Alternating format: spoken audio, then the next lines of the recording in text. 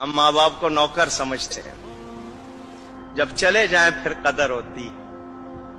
ये बाजारों में नहीं मिलते, इनका कोई मोल नहीं है, इनका कोई बदल नहीं है। हमारी हर गलती पे वो पर्दा डाल देते हैं, हमसे बर्दाश्त होते। मैं अपनी वालदा माजदा रहमतुल्लाह ताला अलैहा 10 साल हो गए। उनकी वफात के बाद जो किताब लिखी थी मैंने कहा चलो लोगों के लिए मसाइल भी लिख दूं, हदीसें लिखने बैठा। पहली मर्तबा उस मौके पे मैंने वो हदीस पढ़ी, इत्तफाक से उससे पहले मेरी नजर से नहीं गुजरी थी। मूसा अलैहिस्सलाम की रिवायत है, उसमें सबसे बड़ा गुनाह क्या है?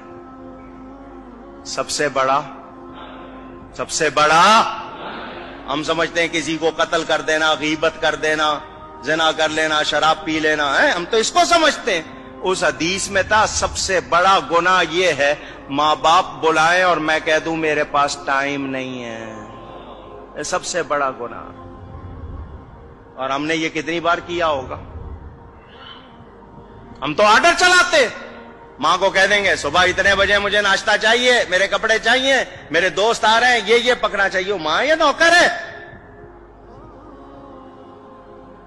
अगर बाप आपकी को करे तो आप कहते तूने क्या किया, तेरे बाप ने भी तो तेरे साथ किया था, यूं आगे बात करते। ये घरों में खराबियां इसीलिए आई हैं कि तरबियत। हुजूर सल्लल्लाहु अलैहि वसल्लम का इरशाद बैहकी शरीफ में हदीस मौजूद, फरमाया मैं ईशा की नमाज पढ़ रहा होता, मेरी मां मेरा नाम लेकर बुलाती, मैं नमाज छोड़कर मां के पास जाता। कितना बड़ा पैगाम मेरे आपके लिए।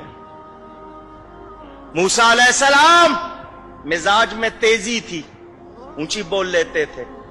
जब जाते थे कोहे तूर पर कलाम करने, मां पीछे मुसल्ला बिछा लेती थी।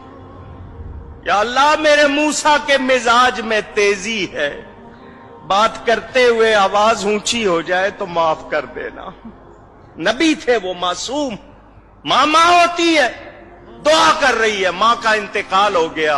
मूसा अलैहिस्सलाम तूर पर गए, गैब से आवाज आई आज जरा होश से बात करना, पीछे दुआ करने वाली नहीं बैठी। अब पहचानो हमारे घरों में बेबरकती इसीलिए है कि हमने माँ बाप की कदर बुला दी। दीन की बात फैलाना सदक़े जारिया है। सवाब की नीयत से वीडियो को शेयर जरूर कीजिए। जज़ाक